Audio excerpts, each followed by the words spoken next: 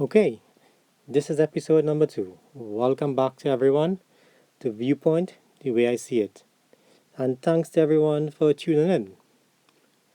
First of all, I want to thank everyone for the positive feedback that I've received on episode number 1. And if I may just take the opportunity to call a quick few names like Shane, Corey, Osman, Jean-Pierre, Andre, and all of my friends in Guyana and New York, all over the world. The response has been tremendous. The list is extensive in terms of calling names, but I wanna promise and to mention more names in other episodes as we move along. But thanks to everyone for the feedback. And I want to encourage you to continue to provide more feedback as we go along. Send me an email at brianheeramanpodcast@gmail.com. Let me know what you think. It's only with your feedback that I can continue to improve the quality and the experience for everyone. Now, there's so much going on right now in our country, and it's quite amazing that such a small nation, a dot on a map, has such a rapid news cycle. Things happen here so quickly. It's quite amazing that. But having said that, I've examined the news items, if I can say so, that's been taking place over the week, and I've realized that one of the topics that has been discussed quite a lot is regards to this border issue being closed, the borders of Trinidad and Tobago being closed, and how it's affecting citizens of Trinidad and Tobago who are trapped in other countries. I recently saw a video with regards to Sasha Singh, and she was pleading with the National Security Minister to assist her in getting back citizens back to this country. It's a whole mess with regards to how that played out, with the minister basically accusing Sasha Singh of trying to, you know, provide fraudulent, to get people money fraudulently. To me, I haven't seen any proof of that. It just looks as though she's trying to get people back to their country. And if he is saying that she's up to some sort of fraudulent, no good practice, I think it's incumbent on him to provide the proof. It's not right for you to just say something without without bringing the proof forward, especially when you're a holder of public office. Because remember, you're dealing with private citizens and you're tarnishing their character, and you need to bring more than just words to the forefront. If you're accusing somebody of something, bring the proof. I mean, you can go along your normal political banter with your opponents and accuse X, Y, and Z in Parliament, but when you come across a private citizen, I think you owe it to us to bring the proof. Because if you could do it to her, I figure you could do it to somebody else, and I don't like that approach at all.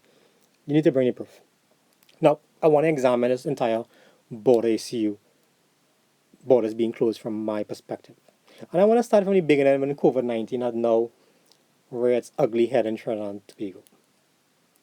I remember on March 18, 2020, when 68 passengers on a cruise to Guadeloupe, and COVID 19 had reared its ugly head, and these passengers were brought back to Trinidad and Tobago, and they were stationed in Balandra.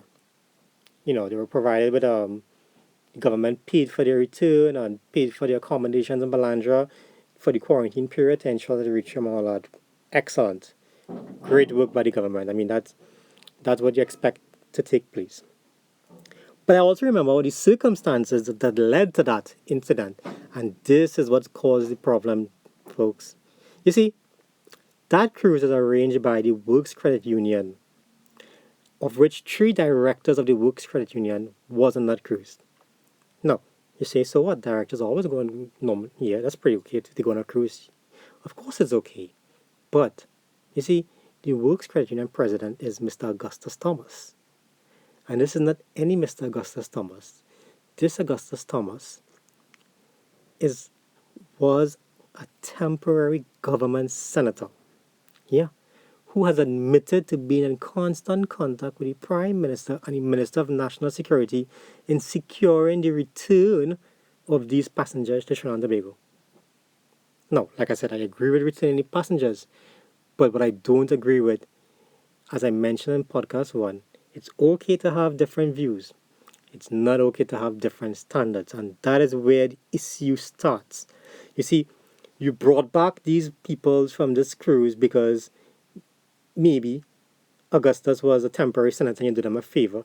But if that sets the policy, then what happens now? You see, when you have double standards for and you create different rules based on a person's gender, maybe their ethnicity, their religion, their political party affiliation, it creates a type of cynicism and distrust that precludes problem solving because it prohibits the necessary trust to work towards a common solution. And that is what we're seeing here with regards to the return of these nationals from this Works Credit Union cruise to Guadeloupe as compared to other nationals now. Now let's deal with other nationals now. They basically have to jump through hoops to come back to Trinidad. All sorts of different tests you're requesting of them. None of which you requested from a future when the vice president of Venezuela landed in Trinidad and Tobago.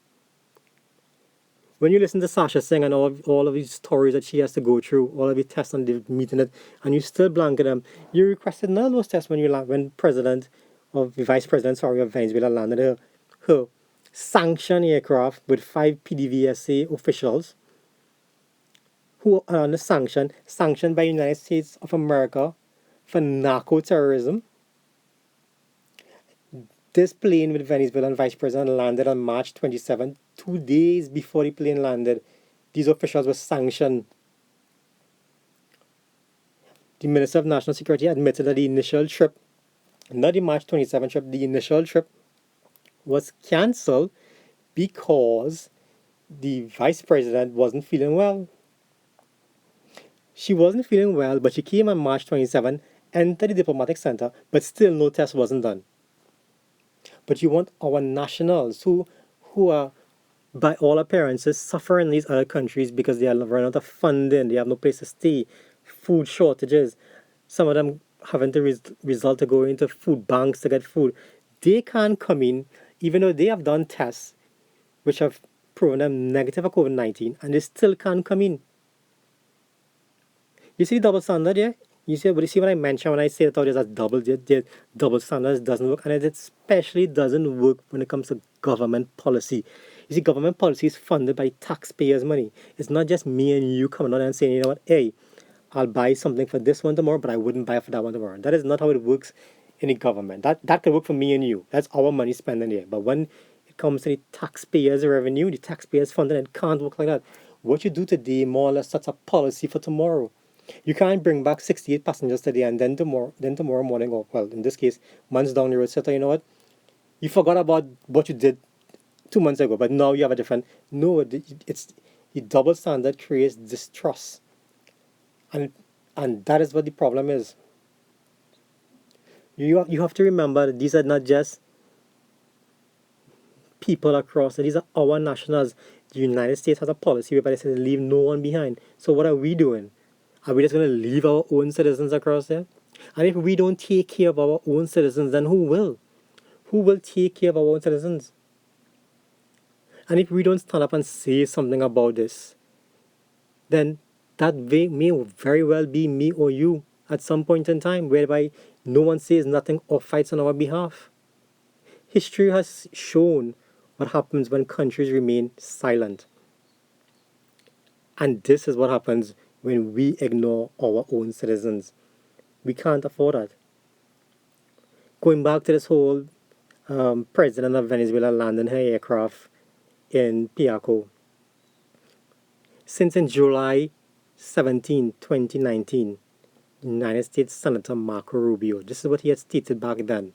He said to the Ministry of Energy and Energy Industries, he said, helping Cuba circumvent sanctions related to Venezuela through the shipment of LPG via a third party would be an unnecessary irritant in our political and bilateral relationship. That's what he said in July 2019. Here we are in March, and we have it where it's being claimed that shipment of fuel left Trinidad and Tobago and ended up somewhere in Venezuela for some reason via third party. But I want to focus on the fact that these consequences as a result of trying to, you know, bypass U.S. sanctions for Trinidad and Tobago could be tremendous. All those long lines that you see like, applying for visas to go for vacation or whatever they're trying to do. Very soon you may see sanctions just being denied. People landing in the United States and being sent back home. Yeah, there's no more Disney trip and all those things gonna happen anymore. When these U.S. officials decide to put sanctions on us, if Trump administration puts sanctions on Trinidad and Tobago, lock us out from its banking system. You know what's going to happen to us? We cannot survive alone. We can't afford to play these huge political games. We just, like I mentioned, we are dot on the map when it comes to these things. Providing fuel to Venezuela. What if this very same fuel that ended up in Venezuela ended up in the tanks and ships that are used to combat US troops? You know what kind of chaos that's gonna create? We are basically funding an army to fight American troops. You think Trump is going to take that lightly? You kill one US soldier and Trump is going to rain bombs on you like crazy. He's not going to take it easy. This is one president that we have seen who stands with the military, with his military, and he stands with them strongly. And they stand with him. We can't play these games. I've mentioned in different social media platforms since in July as well, 2019, that we need to take a step back, allow Maduro to do what he has to do on his own. We have to go where the mainstream is for the right thinking, and Juan Guaido is the elected constitutional president of Venezuela based on the assembly. That's what it is. That's the facts. That's the facts of it. No matter how much you like Maduro or dictators or socialism or communism, it's not the law. The law states Guaido is the president. The end. By Trinidad and Tobago attempting to buffer Maduro, they are the first world countries are giving us a very, very close eye. And we don't want that. You don't want these big powers to pay so much negative attention to us. We can't survive alone without these first world countries' help. We don't have the resources to do it. So, I urge, I urge the Prime Minister and everyone else to take a step back and re-examine their policy, because it's not going to. It may prove to be beneficial in the short run for whatever deals you plan to make. It's not going to work in the long run, as you have seen with the Dragonfield gas deal. I've been saying for a long time that that deal will never go through. It will never pass because of sanctions. So I hope good sense will prevail, and I hope that Trinidad will back off of Venezuela, let Maduro stand his consequences alone, and let Trinidad and Tobago return to the regimes of freedom-loving countries. We can't go down this Venezuela route much longer. I'm pretty sure about that. On another topic, with regards to the high crime rate hitting Trinidad and Tobago, do you realize that law-abiding citizens are basically sitting ducks? That's what we are. We are basically sitting ducks because we have no means whatsoever of protecting ourselves. From the outset, I want to state that I am a firm believer of gun rights. I believe that law-abiding citizens should have the ability to have a handgun to protect themselves and their families. I think that the police service is overburdened. A policeman cannot be placed at every corner. So I think you need to give citizens the ability to protect themselves. And I say this because can you imagine a criminal knowing fully well that if the firearm use was relaxed, and he knows that before he enters a supermarket or wherever he's planning to go to, that there's a very good chance, a 50% chance at least, that entrepreneur has a firearm. Do you think he's going to consider it as going in as often? I don't think he would. I don't think he would go in. I think he would recognize that maybe, hey, you know what? there's a chance that this guy may very well have a firearm, and I may be greeted by something that I'm not accustomed to. You see, the reason why criminals target supermarkets and shops and rob taxis and whatever is because they like soft targets. They know fully well that right now, as it stands, there's a very, very good chance that you don't have the ability to protect yourself via a firearm. And that's why they come after you. But, there's an argument that's being made that too much guns in the streets would cause chaos and all of that stuff. Too much guns in the street. I'm not saying to give guns to everyone just like that. I'm saying to give guns to law-abiding citizens. That's what I'm saying to do in the first instance, and keep track of where you give those firearms to. See, you have to question those people who always say, you know what, don't give guns. Guns. They will kill people and they'll get in the hands of criminals and all that stuff. Criminals don't get guns where law-abiding citizen gets guns. Criminals don't go to gun shop to buy guns.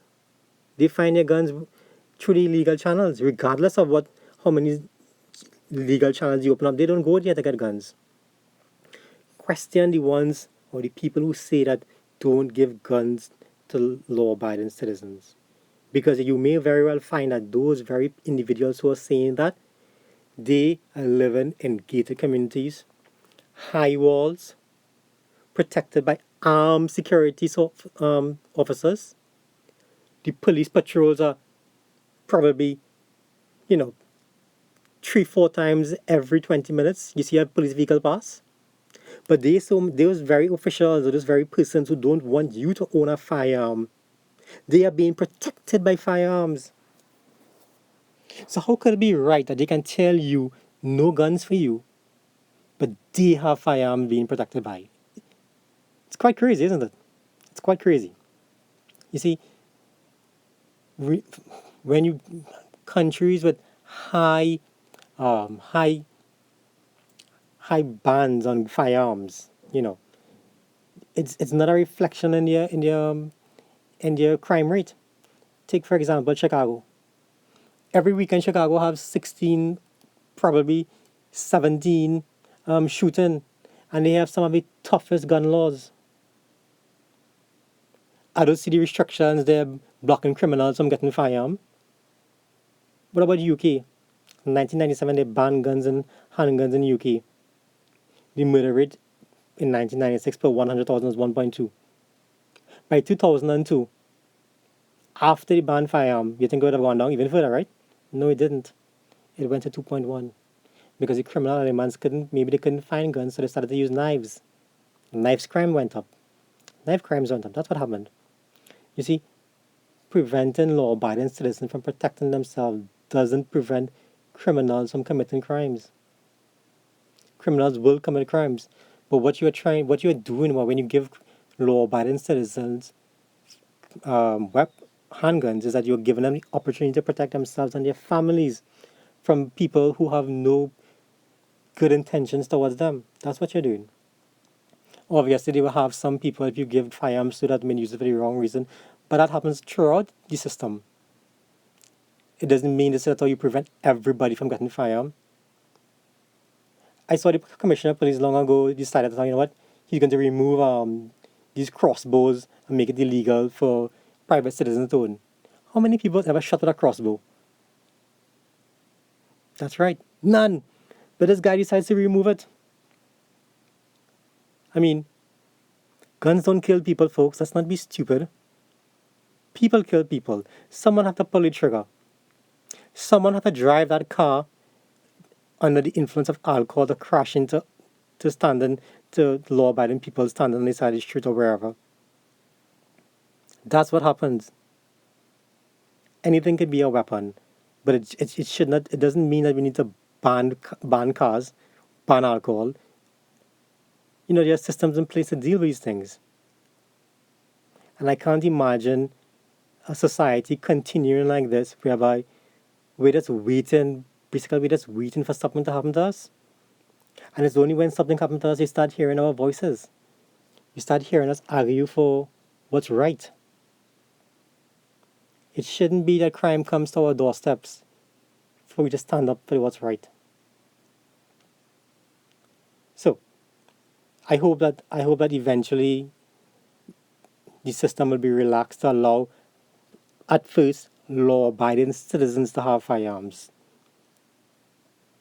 And since we're on the topic of the commissioner of police refusing to sign firearm license and all that stuff, did you see he's refusing to suspend those police officers who were involved in the shooting in Morva?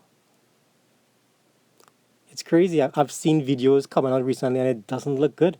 Now, I'm not saying it paints the entire picture, but I'm saying it doesn't look good in terms of what transpired from the police account to the video account. I mean, what is so difficult in suspending these officers? Suspend them with full pay so that way they lose none of their benefits. But have an investigation to find out exactly what's going on. But by you refusing to suspend these police officers, it shows that how your mind is already made up. His argument is that if it was 100 officers, should I suspend 100? But the fact of the matter is it wasn't 100 officers. So therefore, that situation, that scenario does not come into account. That is the argument in response to that, what he said. You need to remove these officers so that an independent and a fair investigation can take place. There's a reason why residents in those, particularly those communities, don't trust the officers enough. There's a reason. You know, and you have the good officers, they taking a back seat. Because if you have a commissioner who's supporting police regardless of what, then, you know, obviously the rogue elements will come out. Now I understand why the commissioner of police gives his officers such strong support, and that is commendable because you want them to to understand that they have your support, your trust to go out there and get the job done. But when you use the broad brush so wide, then you are giving coverage not just to the good officers but to the bad officers as well. And therein lies the problem. When the bad officers believe that, oh, you know what, they can do what they want and the commissioner of police have my back, therein lies the problem. I hope the commissioner of police will reconsider and reevaluate his approach to policing so that the citizens can feel comfortable to go to police stations and to tell and to give information as to what's going on in the communities. But as is everything else, it's I don't think it's going to happen. And to everyone else out there, before I'm going, I want to throw in this last point here. Something I should have mentioned before, but it just occurred to me. You know, everyone there out there go and say, you know what, America trying to rule the world and they're trying to dictate the pace of CARICOM and Trinidad and Venezuela and all of that. Okay, yeah, fine, maybe.